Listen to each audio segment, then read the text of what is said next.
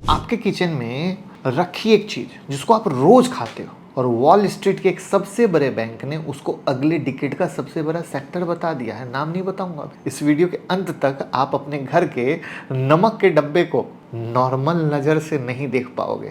नमस्कार दोस्तों, मैं मुकुल अग्रवाल स्वागत करता हूं आपके अपने ही चैनल पर। आज बात करेंगे एक ऐसी चीज़ की जो शायद दुनिया की अगली ऑयल बन सकती है और ये इतनी सस्ती है कि हम रोज़ यूज़ करते हैं बिना सोचे। तो इस वीडियो में कवर करने वाला हूँ लिथियम में प्रॉब्लम क्या है, मॉर्गन स्टैनले की salt is the new oil report में क्या लिखा गया है, कौन सी कंपनी इसमें पैसा लगा रही है और सबसे ज़रूरी बात, इंडिया में इस थीम से जुड़ा कौन सा कंपनी है। लेकिन कोई बाय सेल रिकमेंडेशन नहीं है, बस चैनल को सब्सक्राइब करके बेल आइकॉन हिट कर लो जिससे कि सारी लर्निंग मिलती रहे। देखिए, ईवी हो, मोबाइल हो, सोलर स्टोरेज हो, सब कुछ लिथियम आयन बैटरी पर टिका हुआ है। लेकिन प्रॉब्लम यह है कि लिथियम दुनिया में इक्वली नहीं मिलता है, ज़्यादातर सिर्फ ऑस्ट्रेलिया, चिली, अर्जेंटीना जैसे चुनिंदा कंट्री में, और इस वजह से लिथियम की कीमत भी बढ़ी हुई है।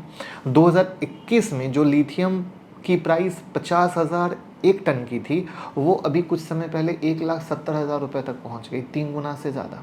महंगी लिथियम से बैटरी महंगी और बैटरी महंगी से ईवी महंगी।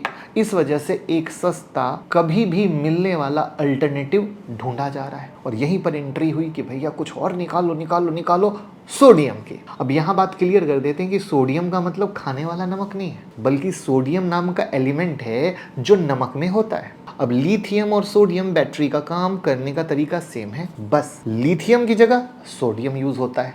तो सिंपल भाषा में लिथियम है प्रीमियम इंपोर्टेड मार्बल जैसा सुंदर, हल्का, लेकिन महंगा और लिमिटेड, बहुत मुश्किल से मिलने वाला। सोडियम है लोकल सीमेंट जैसा, हर जगह मिलता है, सस्ता है और ज़्यादातर काम ठीक से चल जाता है, ऐसा समझ लो। करेक्ट। अब फैक्ट क्या है, सोडियम अर्थ में लिथियम से लगभग 400 गुना ज़्यादा मिलता है, तो सप्लाई की टेंशन खत्म। अब 3 फायदे हैं, कॉस्ट में 30 to 40% सस्ता, ठंड में बेहतर परफॉर्म करेगा, ज़्यादा सेफ है, कम फायर का रिस्क। लेकिन एक कमी भी है, अभी एनर्जी जो डेंसिटी होती है वो लिथियम जितनी नहीं है, इसलिए रेंज थोड़ी कम मिलती है। अब हम आते हैं रिपोर्ट पर, मॉर्गन स्टैनले ने क्या कहा। तो कुछ दिन पहले उनके एनालिस्ट जैक लू ने अपने रिपोर्ट को निकाला, पब्लिश किया, जिसमें सोडियम आयन बैटरी एरा को न्यू ऑयल एज का नाम दिया। और रिपोर्ट के की नंबर समझिए, अभी मार्केट शेयर सिर्फ 2% है, इनका मानना है 2030 तक 20%, 2035 तक 37% पहुंच जाएगा इस सोडियम वाले का। इसको सपोर्ट करने के लिए 2035 तक रफली $800 बिलियन का नया इन्वेस्टमेंट आने का एस्टिमेट है। रिपोर्ट का लॉजिक सिंपल है, एआई और डेटा सेंटर की पावर डिमांड फट रही है, वहाँ ग्रिड स्टोरेज के लिए साइज नहीं है, सिर्फ कॉस्ट और रिलायबिलिटी मैटर करती है।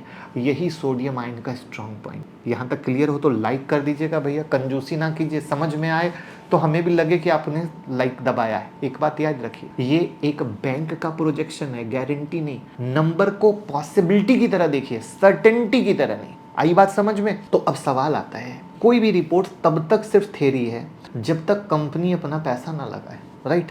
तो देखते हैं रियलिटी क्या है। तो दुनिया की सबसे बड़ी बैटरी मेकर ने 2016 से अब तक सोडियम रिसर्च में $1.5 बिलियन इन्वेस्ट किया है और रिसेंटली अपनी हिस्ट्री का सबसे बड़ा सोडियम आयन ऑर्डर सिक्योर किया है, 60 गीगावाट का डील हाइपर स्ट्रॉन्ग के साथ। BYD ने अपनी सोडियम आयन प्लांट में 10 बिलियन युआन इन्वेस्ट किया है।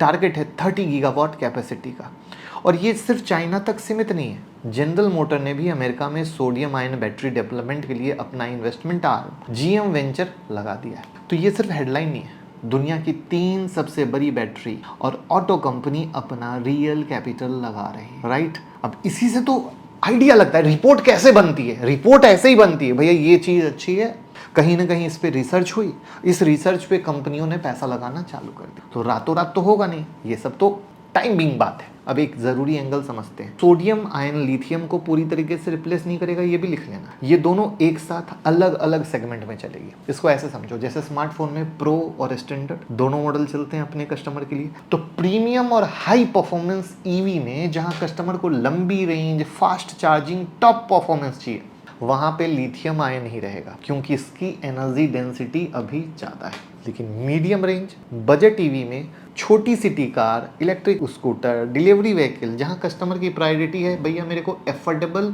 और रिलायबल चाहिए, वहाँ सोडियम आयन अपनी जगह बना सकता है।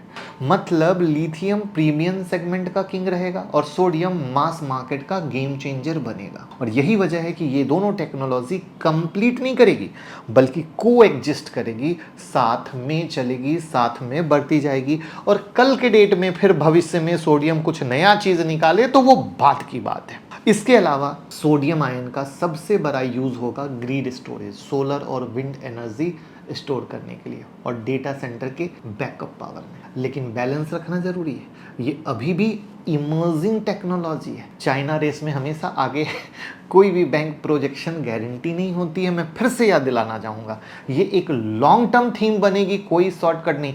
क्यों? करते करते कुछ चीज़ फेल हो जाएगी, एक्सपेरिमेंट फेल हो जाएगा, जैसे सोचा जा रहा है वैसा रिजल्ट नहीं आएगा, राइट है? ऐसा भी तो हो सकता है। तो अब सबसे कॉमन सवाल, इंडिया में भैया क्या चल रहा है? कुछ तो चल रहा है। तो जैसा कि वीडियो के शुरू में बताया था, एजुकेशनल पर्पस के लिए है, कोई बाय सेल रिकमेंडेशन नहीं है। तो सबसे डायरेक्ट कनेक्शन अगर देखने की कोशिश करो, पढ़ने की कोशिश करो, रिसर्च करने की कोशिश करो तो रिलायंस का है। उनकी subsidiary Reliance new energy solar ने 2021 में यूके की सोडियम आयन पायोनियर कंपनी फेराडियन को एक्वायर किया था। ये टेक्नोलॉजी अब रिलायंस के जामनगर में बने, यूज हो, देखने वाली बात होगी आगे। दूसरा नाम आता है, थोड़ा इंटरेस्टिंग है, KPIT टेक्नोलॉजी। इन्होंने खुद अपनी sodium ion battery technology develop की थी और 2025 में इसे ट्रेंटर एनर्जी नाम की कंपनी को कमर्शियलाइज करने के लिए ट्रांसफ़र कर दिया, जिसके बदले KPIT को अपफ्रंट फी और अगले 8 साल तक रॉयल्टी मिलेगी। यानी अब सिर्फ KPIT के पास रॉयल्टी आएगी, बट आगे ये क्या करेंगे वो देखने वाली बात होगी। इसके अलावा ब्रॉडर बैटरी और EV इकोसिस्टम में एक्साइड इंडस्ट्री और अमराजा बैटरी जैसी कंपनियां हैं।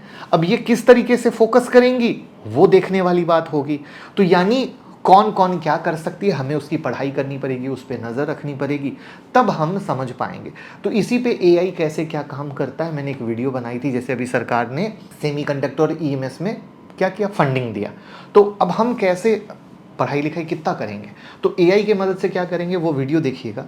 तो इसमें भी जब कुछ आएगा तो उस AI के प्रॉम्प्ट पर आप यूज़ कर सकते हैं, तो आपको बहुत हेल्प मिलेगी। इसलिए कहता हूँ फॉलो करते रहो और बस प्यार देते रहो। तो समरी ये है कि प्रीमियम EV में लिथियम राज करेगा, लेकिन मीडियम रेंज में सोडियम आयन सस्ता गेम चेंजर बन सकता है।